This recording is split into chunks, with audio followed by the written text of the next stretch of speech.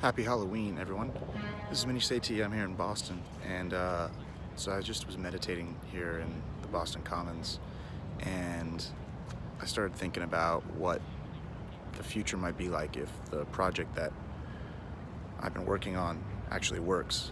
I don't know if you've been paying attention to my videos on money or on volts or on cryptocurrency or on changing the path of distribution of resources, but basically I've been thinking a lot about how this project I've been working on is starting to kind of come together. I've been working on a behavioral training company. Pavlok, the product, is designed to help you change your habits, and very early we realized that breaking habits was fairly simple. You just add a zap when somebody does something and they stop doing it. But to form a new habit, you need positive reinforcement. And back in 2014, it was clear to me that the most obvious way was to create a cryptocurrency where you would essentially mine coin by hitting healthy daily positive goals. And over the last few years, I've been really interested in what the meaning of money is. And I've realized that money is a story. It's a story of trust. If you go to a restaurant, how should the waiter trust you that you're worth giving a meal to? And you both agree on this decentralized dollar or shell or Pokemon card that can represent that decentralized trust. And that decentralized trust has to be backed by a third party. And that third party is either the government in the case of a bill, or it's Visa in the case of a credit card.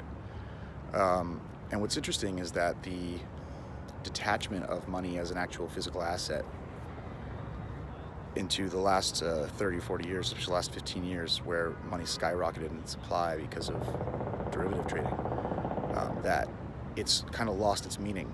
It's become like a point system where rich people have more and poor people still have zero because compound interest. But even the poorest of us, on average, the average life of somebody now, they have air conditioning, they have a refrigerator, they use a toilet. All of us live richer than the richest kings of 500 years ago. And that the idea of money is become a red herring. But the actual truth is that everything is elevating, and that with cryptocurrency, we've actually removed the need to have one central authority. Just as government is starting to fall because the meaning of government has changed with the ability for everybody to communicate, it makes a lot of sense that the most popular people would become presidents, not the most forward-thinking. But in these days, it seems like basically what I found is that by adding a crypto element, you now create a third party, where if you can create trust in a system, the system itself becomes valuable. And with volts are designed to be a cryptocurrency where you earn by doing healthy habits. And those healthy habits are positive behaviors. And those positive behaviors are individualized, not based on who you were born from, or not based on your race or your background, but just based on your own individual activity. And what's interesting is that, to me, as money becomes more and more of a story, and as the meaning of these other stories start to fall, that the person who tells the best story wins. And the best, not about the person who tells the story, but it's like the story itself wins. That the currency that is the point system that we all live by is the one that is the best one.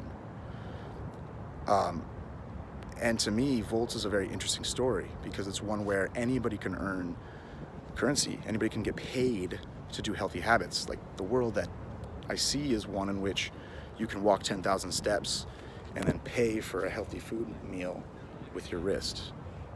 And the world I see is one where if you go to the gym every day, you're able to pay off your student loans.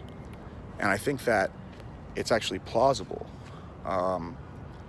And as I started going down the thought loop during my meditation session, it made me realize that I have these ideas, I think about them a lot, but I don't communicate them to my readers, my viewers, and other people except the people around me in person.